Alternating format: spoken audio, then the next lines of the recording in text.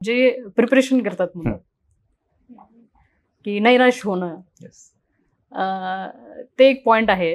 तर मला काय वाटतं की जेव्हा आपण प्रिपरेशन स्टेजला जातो, when we are preparing, so we should always have plan B. Right. फक्त एकच फोकस नाही ठेवलं पाहिजे.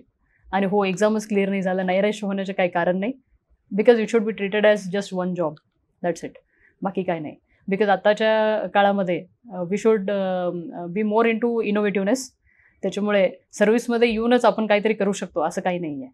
तर सर्व्हिसमध्ये येऊन जे एक्झिस्टिंग सेटअपमध्ये आहे त्याच्यामध्ये काम करतो आणि काही आपण इम्प्लिमेंटेशन करायचा प्रयत्न करतो. तेच आपण सिस्टमच्या बाहेर राहिलो तर we are having the scope for innovativeness. आणि आताचं युग बघितला, आर्टिफिशियल इंटेलिजन्सवर जास्त भर आहे. मग त्याच्यामुळे त्याच्यामध्ये आपल्याला एक्सेल करता येईल का, त्याच्या बाबतीमध्ये विचार केला पाहिजे. नंबर 1. नंबर 2, एंटरप्रेनरशिपवर आपण गेलं पाहिजे. इनोव्हेटिव्ह सोल्युशन्स आपण हे केलं पाहिजे. म्हणजे आपलं इनहेरंट केपेबिलिटी जे आहे ना, ते एंटरप्रेनरशिपकडं वळवलं पाहिजे. ह्या प्लॅन बी आपण तयारी ठेवलंच पाहिजे. एक्झाम पास नाही झालो, नैराश होणं असं नाही आहे. एक्झामला जे आपण प्रिपरेशन करतो ना, that knowledge will act you as a base, की एवढं नॉलेज कुठेही भेटत नाही. उलट सगळेजणांनी अभ्यास केला पाहिजे as a increasing the knowledge base म्हणून. एक्झाम क्लिअर झालं fine, so you are going in to service. नाही झालं म्हणून नैराश होण्याचे काही कारण नाही, but it will act as a knowledge base for your further career. ते आपण त्या पद्धतीने पॉझिटिव्हनेसनी घेतलं पाहिजे. नक्कीच. नैराश होण्यामध्ये काही कारण नाही, because it is just an entrance for one job. तो बाकी देर आर सो मेनी जॉब्समध्ये पण एक जॉब म्हणून आपण गणलं पाहिजे. त्याच्या व्यतिरिक्त मला वाटतं की जास्त हाईप ठेवूनही की काय उपयोग नाही. नाहीतर भरपूर असं होतात की लोकांना काय सांगायचं म्हणून पण मी MPSC तयारी करतोय, किंवा पेरेंट्सना काय सांगायचं मी MPSCची तयारी करतोय. So it should not be like that. आणि Pune is a hub where there are lot many industries आणि टेक्नॉलॉजी रिलेटेड इनिशिएटिव्ज आहेत. आणि भरपूर विद्यार्थी पुणेमध्ये आहेत.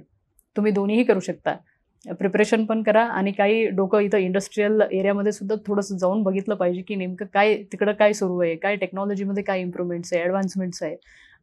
लँग्वेजेस भरपूर आहेत, कम्प्युटर लँग्वेजेस ते शिकलं पाहिजे सोबत. कम्प्युटर लँग्वेजेस शिकायला बीच होण्याची काही गरज नाही आहे. तर कम्प्युटर लँग्वेजेस शिकून पण you can do many things. मग त्याच्यामुळे एकच गोष्टीवर फोकस ठेवा, तेही सुरुवातीला 1-2 वर्ष. मग नंतर we should try to explore other things also. म्हणजे नैराश होण्याचे काही कारण नाही. हा एक माझं त्याच्या मागं. याला दुसरी एक बाजू आहे मॅडम, की हे झालं विद्यार्थ्यांच्या बाजूने, पण काही पालक असे आहेत की त्यांचंही प्रेशर असतं. तुमचे पालक होते, तुमचे वडील होते, तुम्हाला सोबत घेऊन ते डिसिजन घेत होते. तुमच्या मनानुसार त्यांनी डिसिजन घेतला किंवा विचार करून घेतला. पण काही पालकांचं स्वप्न असतं की नाही माझ्या पाल्याने IAS IPS झालंच पाहिजे किंवा डेप्युटी कलेक्टर झालं पाहिजे, DYSP झालं पाहिजे. त्यांच्यासाठी काय सांगा? नाही, त्यांच्यासाठी पालकांनी IAS किंवा डेप्युटी कलेक्टर जे कॉम्पिटेटिव्ह एक्झामिनेशन्स आहेत ना, जेव्हा आपण डिसिजन घेतो, पालकांना पण मी सांगते what is the ratio, number of people appearing for the examination and number of people getting selected, किंवा किती सीट्स आहेत.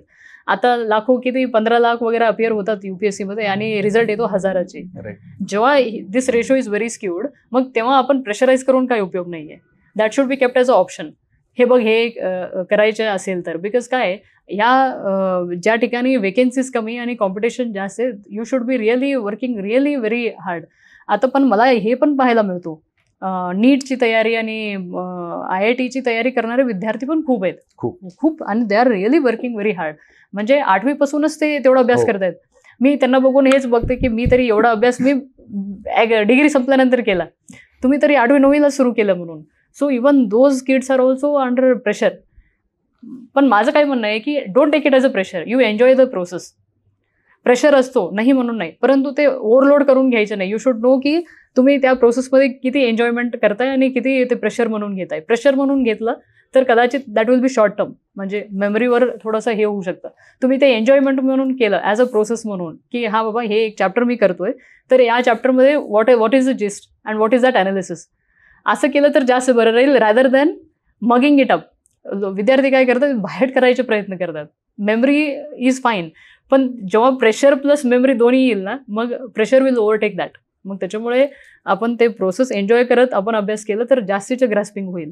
दिस is applicable for all exam, even this IIT, NEET आणि UPSC MPSC. आपण ते प्रोसेस एन्जॉय केलं पाहिजे आणि ते we should understand the subject.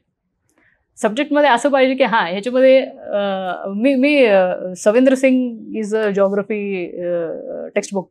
Savindra Singh पाठ होतं, मी आताही सांगते की मला पाठ आहे. हां, आताही सांगते मी ते पाठ आहे.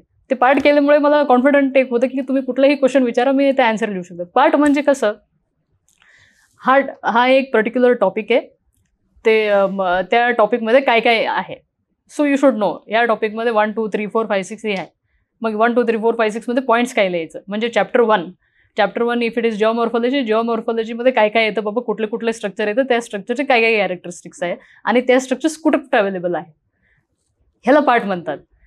हा एक्सपर्टीज तुम्ही व्हायला पाहिजे त्या पुस्तकमध्ये. देन कुठलंही क्वेश्चन विचारलं तर you will come to basic, then you will write current affairs. ह्याच्याशिवाय मेन्समध्ये मार्क्स येत नाही.